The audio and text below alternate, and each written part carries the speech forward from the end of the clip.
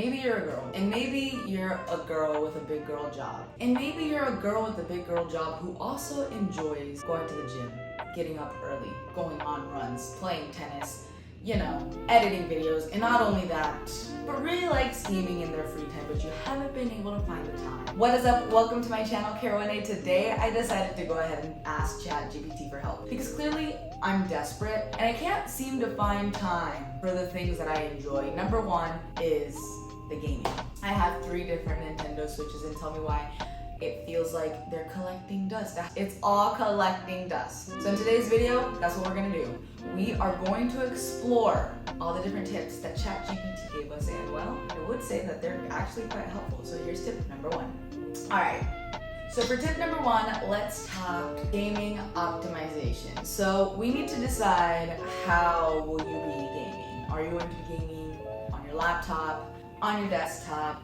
Do you have a Switch Lite, a Nintendo Switch? Like, what are we doing? Are we gonna do it in the living room? Because this is going to determine how we are going to enjoy and how we are going to make time for gaming. I personally enjoy gaming on the go on my Nintendo Switch. It's very rare that I'm playing my Nintendo Switch docked. I'm not gonna lie to you. If it is that you are going to be gaming undocked like me, then you're going to decide what it is your portable gaming device is going to be. It could be your phone, it could be your Nintendo Switch, it could be your Nintendo Switch Lite. I know many people like the Steam Deck. I still have a Nintendo 3DS that I love, maybe a Nintendo 2DS. Even your iPad can now be used for portable gaming. So we need to determine what it is that you're gonna be doing. I personally am going to choose my Nintendo Switch. So the first things first, we gotta make it look cute. We gotta make it amazing. We gotta make it, what is the word? Like, you wanna look at your Nintendo Switch, you wanna be like, wow, I wanna play it. So of course with mine, change the case on it. Come on. I also changed the little thumb grips on here. This is just so that it's aesthetically pleasing for wherever I go. But not only that, I also made sure that I have a good extra portable charger, a USB-C, and of course a brick for it. I also have a case for it just in case, a travel case, or even just a smaller travel case that I've bought as well. And to be 100% honest, sometimes I'm just grabbing it, throwing it in my purse real quick, and taking it on the go. The other accessory that I ended up getting for my Nintendo Switch is actually one of these little game card holders. I had a very, very small one, and there were 2 of them, but I upgraded mine to becoming a 12 game holder.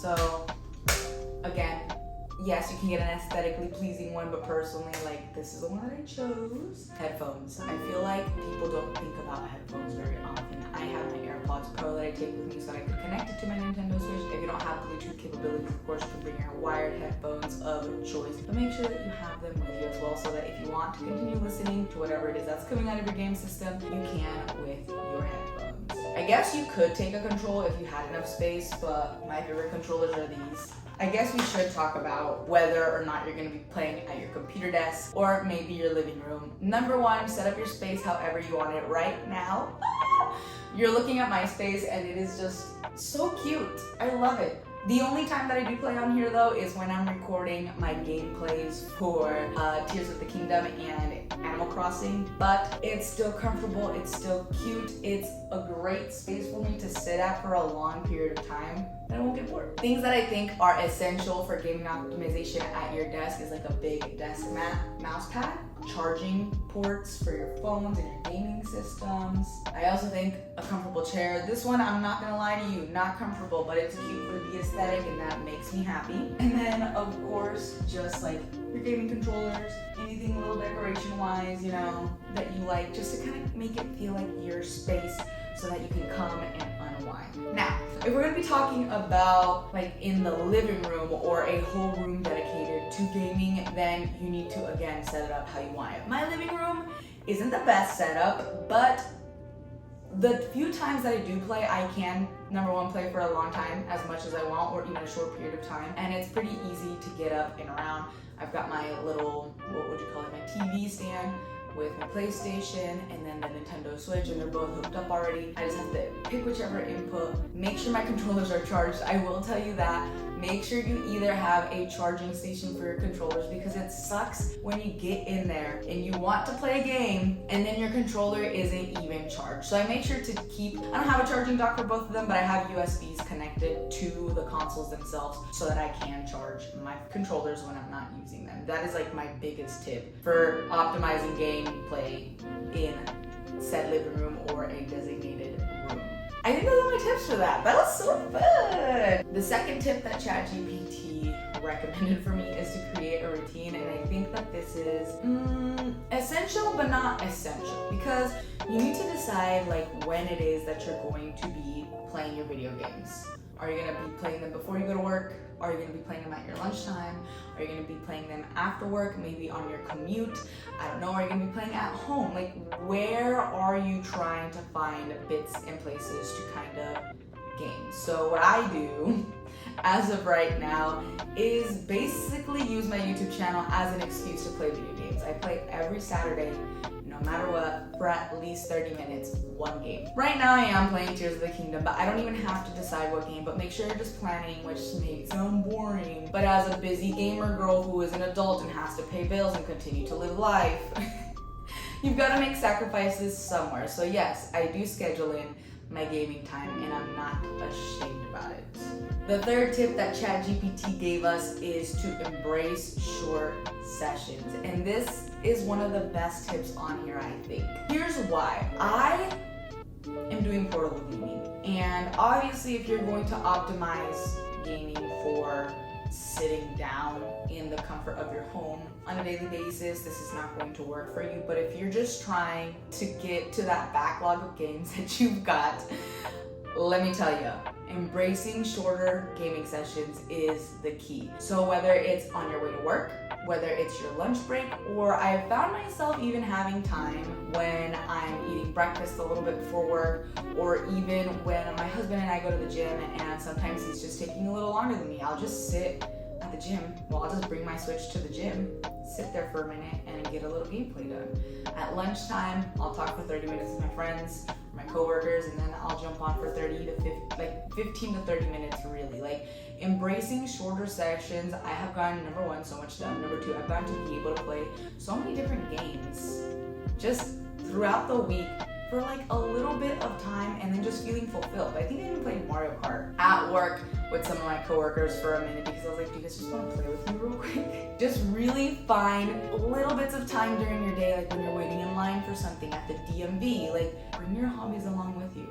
I don't see there being a problem with that. Doctor's offices. You know how long you wait at the doctor's office? You could get so much done if you're going to the doctor's. You're welcome. The fourth tip that ChatGPT gave me was to prioritize and plan, and I personally was very confused at first at this tip, but if you are a person that's playing like a big game like Skyrim or Tears of the Kingdom, you know, that style of game where it's like a lot of objectives, a lot of mini quests, like what you could do is figure out which quests you want to get done. So one of the things that I've been doing is prioritizing right now the castle on Tears of the Kingdom, just doing that, the fire castle or whatever it's called, I can't remember. But you could also just find all the Koroks one day. Like, you're gonna spend 15 minutes on your break at lunchtime finding all the Koroks that you can, helping them find their girlfriends. Or you could do a shrine every single day. You know what I'm saying? Like, I would say something about Skyrim, but I haven't played the game in a minute. And also, Skyrim, like, going from one side of the map to the other, it just takes too long. So maybe that's a bad example. But if you're not on the go and you are playing at your home, on your desk, in your living room, like, then you could do that for Skyrim. It's like, you know what, I'm just gonna get to this point and we're gonna do this. But basically just figure out all the mini objectives, all the main objectives, all the side quests and things like that, and see what you're gonna do before you even play. And then just dedicate time to that. You'll find fun with that. The last tip that ChatGPT gave me that you're not gonna like very much is to stop when you say you're going to stop. Like I said, in the gaming community are still busy. We've got bills to pay. We've got things to do, errands to run, just responsibilities as, well, me, being a 28-year-old, needing to get things done. So of course, if you are only gonna play for 30 minutes, only play for 30 minutes and make sure you save. If you're only gonna play for 15 minutes, only play for that allotted amount of time. Even if you're just gonna play for an hour, make sure that you are calling it quits when you say you're gonna call it quits. Number one, because you know, you and I both know that we can sit for hours and hours and hours and oh man, just one more thing, and oh, just a little bit further. No, just stop.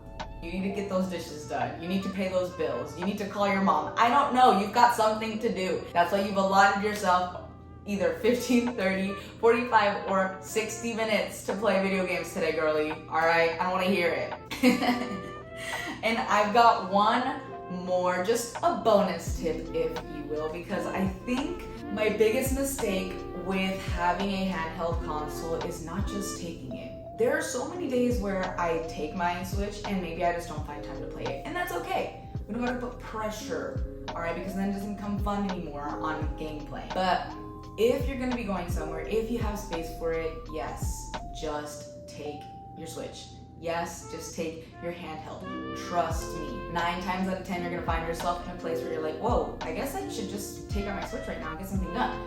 Trust me. Or maybe you're somewhere where you're like, man, this is boring. I could just take out my Switch. I promise you, that will help you look for those little times during the day that you can get gaming in and fulfill yourself. With all that being said, I would love to think that ChatGPT gave us actually some tips that worked. I've been trying them this month, and I'm not gonna lie to you, it's been pretty fulfilling. I'm not gonna say that my, kid heart is full, but at least my younger self can be like, wow, she's not that lame. She still at least finds some time to game, even if it is scheduling it within the rest of her life. This has been your video, tips on how to be a busy gamer girly from ChatGPT. Let me know in the comments what you think of the tips and if you're gonna try them. And if you do, what did you think? Did they work? Was ChatGPT right?